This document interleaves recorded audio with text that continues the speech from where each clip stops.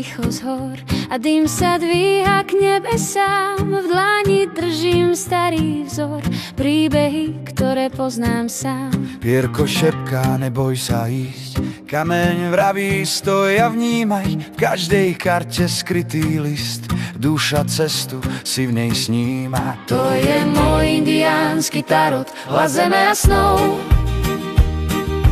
Vietor v ňom spieva príbehy dávnych kmeňov. Každá karta je oheň, voda, nebo, strom.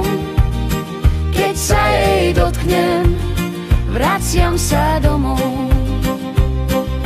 Luk a šíp mi sme rukáže, rieka zmie starý strach, orlie oko pravdu nájde, keď sa stratím v otázkach. Kruh sa točí bez začiatku, čas je len tieň na piesku, veľký duch je v každom znaku, v každom tichom záblesku. To je môj indiánsky tarot, hlas zeme a snov. Vietor v ňom spieva príbehy dávnych kmeňov.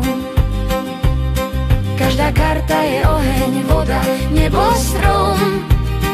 Keď sa jej dotknem, vraciam sa domov.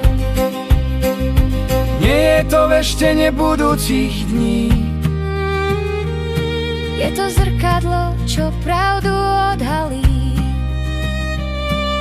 keď počúvaš srdcom a stíšíš svet, Odpoveď príde,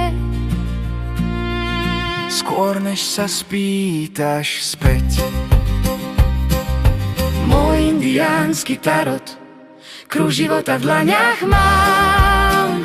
Učí ma kráčať, aj keď cestu nepoznám.